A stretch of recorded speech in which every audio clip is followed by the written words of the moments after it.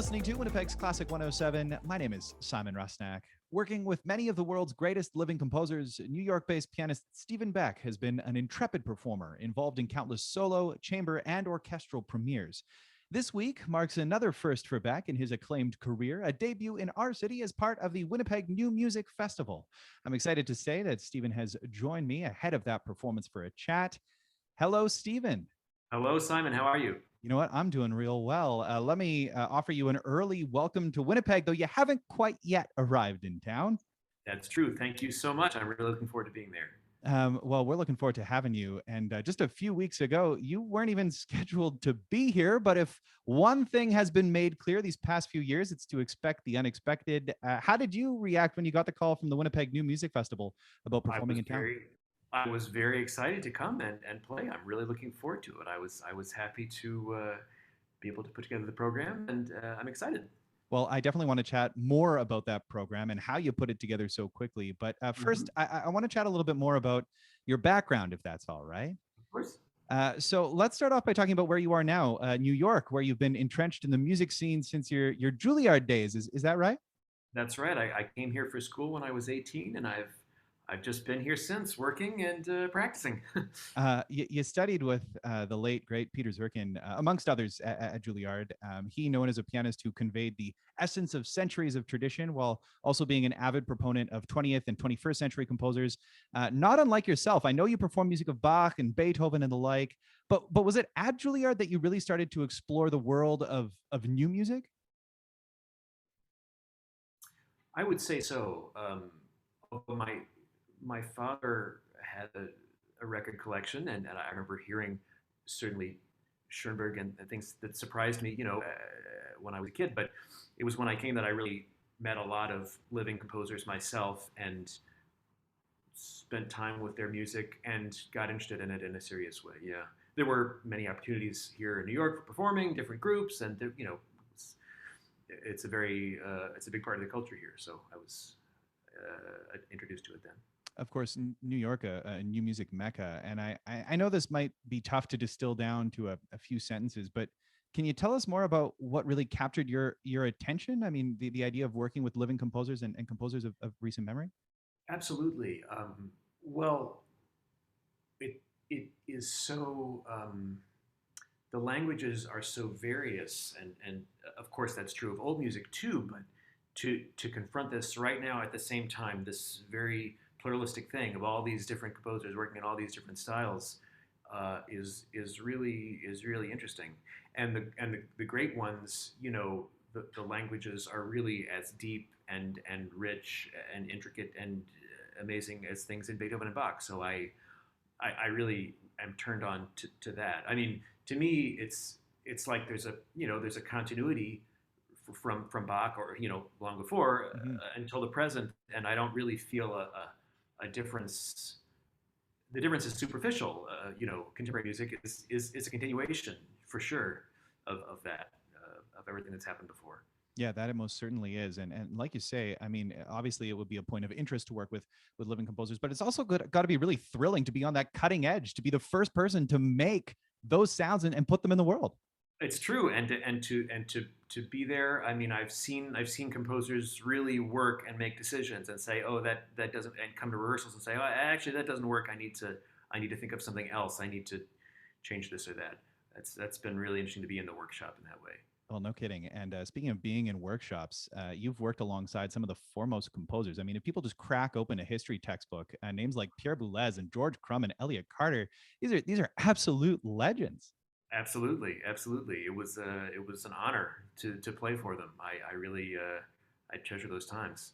I'm sure. If you're just tuning in, my name is Simon Rusnak, and I'm chatting with pianist Steven Beck about his Winnipeg New Music Festival performance. Steven, there's no Crumb or Carter on the program that you've put together for WNMF, but it is a program that your friend, Harry Stefalakis, co-curator of the festival, called in an interview he gave with me earlier, Killer and ranging from quite avant-garde to neo-romantic. Does that sound about right to you? That's absolutely right. I tried to cover as many bases as I could. So tell us a little bit more about this program and how you put it together, especially given the last-minute invitation standing in for pianist Vicky Chow. Of course. Well, I had played all of these pieces in the past, of course, The Katie Balch's piece. I like about the program that these are all composers, except for the Walker, that I have known Mhm. personally and have worked with and played for. Uh, the, I had played Katie's piece a couple of months ago. I thought it was absolutely beautiful. She wrote during the pandemic. It's a short two memories. They're just two sort of sketches. I also like that the first one starts with mostly quite tonal harmonies, and then there are these dissonant filigrees over top of it, and it feels like a very uh, warm and welcoming way to open. I feel like I wanted to invite people into this, and then I have um, then I have Sarah Kirkland Snyder. I think Mhm. the Currents, a beautiful, beautiful piece. I played a piece of hers with a chamber orchestra, and I just thought the score. She's so specific, and she was there and was so attentive to the details and shaping it how she wanted. And I think it's beautiful. Um, there's also a big piece of an Austrian composer I know, Olga Neuwirth, for piano and tape that I played in Vienna actually Hmm. a couple of years ago. Um, she is a great, great composer. I think it was a what, fascinating what more do piece. you need to say? What more do you Yeah, need to say? the tape part is a sort of more or less an E flat. The electronics she uses tend to be like a not very active, so it's sort of a bed over which the piano plays, and it has this sort of E flat ish drone basically throughout, but the pitch varies slightly. It's not quite E flat, and so the effect is that the piano sounds. It sounds like the tuning of the piano is changing when Hmm. you play E flats, when you play around that register. It makes a special color in that center of the piano, and also that the piece sort of radiates out from that central E flat, and the extremes become important at the end. I mean, it's a great concept. Well, I mean, I think what's really fascinating about this program is that you kind of traverse through a good century or so of music. I mean, you mentioned Catherine Balch, a newer composer, if that's the right word, born in Yes. 91. And then there's Mm-hmm. also music of Olga Neuwirth and Sarah Kirkland Snyder, who's a past WNMF Distinguished Composer. And then there's Right. also music of past greats, a couple of Pulitzer Prize winners, music of Charles Vernon, and also music of George Walker. And I want to spend a little bit of time talking about the Walker because he, a composer who just passed in 2018, really not surprised to see his music on this program, especially given that you've just released a recording of his piano sonatas. First of all, congrats on putting that into the world.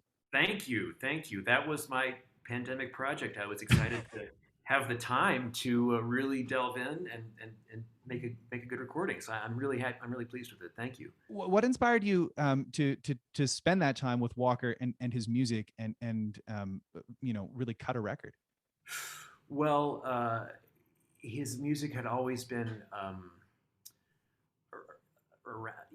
around me in various ways. My mother went to Peabody Hmm. Conservatory when Walker was teaching there, and so she had told me, and then one of my other teachers at Juilliard was Seymour Lipkin, who was a classmate of his at Curtis and was a close friend of his and played some of the pieces. And then I'm also in a group, a new music group here, the Takapo Chamber Players, that had hoped to commission him. Unfortunately, that didn't work out, but then we put together a concert honoring him after he passed. Anyway, so I was aware of the music and I was very fond of it, and I thought this is a time to really. No one has done this on one album before. These are great pieces. It's a great trajectory. The first one is from the 50s and the last one is from 2003. It's a huge arc of it's a really interesting and varied. I mean, it makes a nice program. I've played them all in a concert. Yeah. Uh, so I thought, oh, it's great time to do this. Um, like you say, these sonatas written over a 50-year period. I was doing a little bit of digging on this, and obviously Walker was very much a composer who was in your orbit. These sonatas began in 1953, again, running over a 50-year period. The third sonata, which is on the program, composed in 1975. How would you characterize this work? As he got older, he studied at Curtis with an Italian composer called Rosario Scalero, who was the same teacher as Barber. And to me, the early pieces, not just the sonatas, but the other things too, you can tell the sort of family resemblance. There's a sort of Barber sound or a mid-century American sound. But I would say that as he got older, he went farther. For one thing, the textures are for the piano are very inventive and not not the usual solutions. I would say in this piece, I was just talking about a friend. The slow movement. I was just talking about it with a friend. The slow movement is called Bell, Mhm. and it's I think 17. I forget how many. There's repetitions of this same chord. It's just a sort of soundscape of this chord, or very rich dissonant chord. I shouldn't say dissonant. It's very rich. It sounds like the tolling of a bell with very complicated overtones. Uh, it happens 17 times, different lengths, different overtones, and as you play, you hear these different, you hear the different pitches and the way they interact. It's a great sort of sonic experience. But then also, in the outer movements, just the it's very fluid, and the kind of piano writing is, you know, there's often kind of a single line which winds around, but then it's ornamented by chords. In the last one, there's a chorale which has this very remarkable texture of sustained notes in the melody and these rich chords played very short. I mean, I feel like every bar has a unique solution sonically to what he wants to do.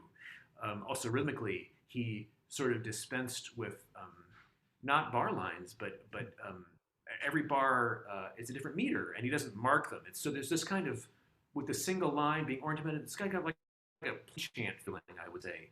A 20th century plain chant threading its way through.